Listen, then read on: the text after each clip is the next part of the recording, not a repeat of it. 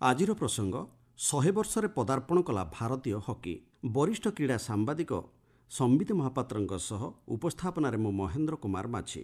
ବିଶ୍ୱ କ୍ରୀଡ଼ା ମଞ୍ଚରେ ଭାରତ ପାଇଁ ନିଆରା ପରିଚିତି ଆଣିଦେଇଥିଲା ହକି। କ୍ରିକେଟ ସଫଳତାର ବହୁ ଦଶନ୍ଧି ପୂର୍ବରୁ ବିଶ୍ୱର ସବୁ ବଡ଼ ବଡ଼ ପ୍ରତିଯୋଗିତାରେ ହକି ହିଁ ଆମ ପାଇଁ ଆଣୁଥିଲା ସୁନାମ, ଆଣୁଥିଲା ପଦକ। ଅଲିମ୍ପିକ୍ସରେ ସଫଳତା କଥା କୁହନ୍ତୁ ବା ଏସିଆନ୍ ଗେମ୍ସରେ ହକି ହିଁ ଆମର ଥିଲା ସବୁଠାରୁ ବଡ଼ ଶକ୍ତି। ଆଉ ସେଇ ଭାରତୀୟ ହକି ଏବେ ପାଳନ କରୁଛି ଏକ ଖୁସିର ବେଳା।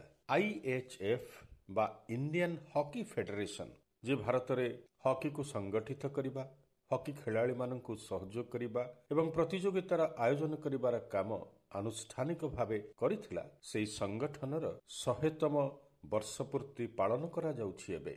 1925 ମସିହା ନଭେମ୍ବର 7 ତାରିଖ ଗୋଆଲିୟରରେ ଗଠିତ ହୋଇଥିଲା ଏହି ଭାରତୀୟ ହକି ସଂଘ।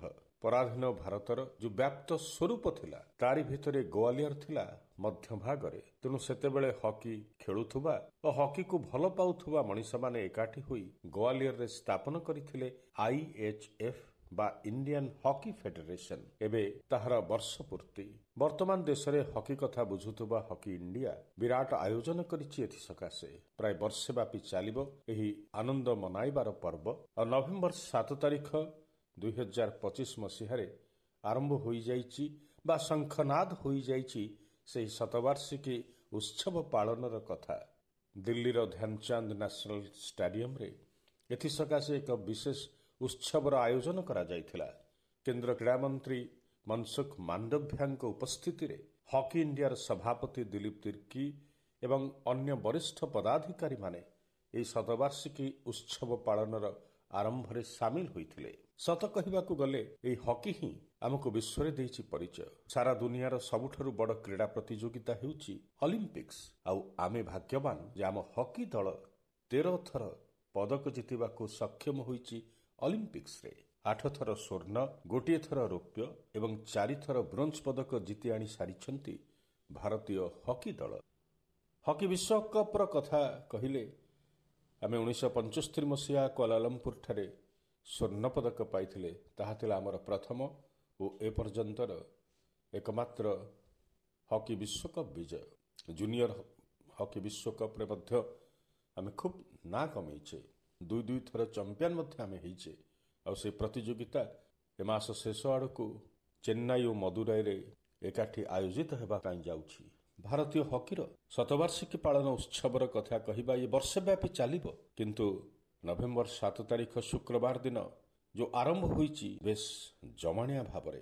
ପାଖାପାଖି 36,000 ଖେଳାଳି 500ରୁ ଅଧିକ ଜିଲ୍ଲାରେ ଏକ ସମୟରେ ଖେଳାଯାଇଥିବା ମ୍ୟାଚରେ ସାମିଲ ହୋଇଛନ୍ତି। ସବୁଠି ହକି। ଆଉ ଶତବାର୍ଷିକୀ ପାଳନ ବେଳେ ଆମେ ହକିରେ ଓତପ୍ରୋତ ଭାବରେ ଯୋଡ଼ି ହୋଇଯାଇଛି। ଏହା ଦେଖାଇବା ପାଇଁ ଏତେ ବଡ଼ ଆୟୋଜନ ହୋଇଥିଲା, ଏତେ ସଂଖ୍ୟକ ମ୍ୟାଚ ଖେଳାଯାଇଥିଲା।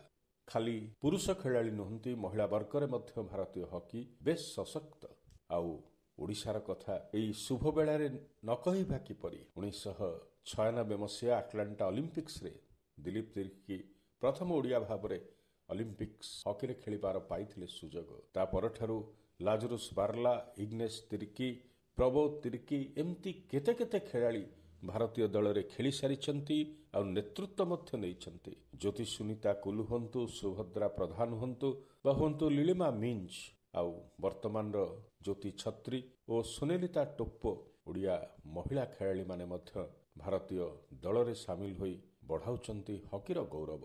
ସାଂଗଠନିକ ଭାବରେ ବା ଆନୁଷ୍ଠାନିକ ଭାବରେ ହକିକୁ ଜାତୀୟ ଖେଳର ସିନା ମର୍ଯ୍ୟାଦା ମିଳିନାହିଁ, କିନ୍ତୁ ବିଶ୍ୱ କ୍ରୀଡ଼ା ମଞ୍ଚରେ ହକିର ସଫଳତା ଏତେ ବ୍ୟାପକ, ଏତେ ପ୍ରଖର, ସବୁ ଭାରତୀୟ ତେଣୁ ମନେ କରନ୍ତି ହକି ହିଁ ଆମ ଖେଳ, ଆମ ଜାତୀୟ ଖେଳ।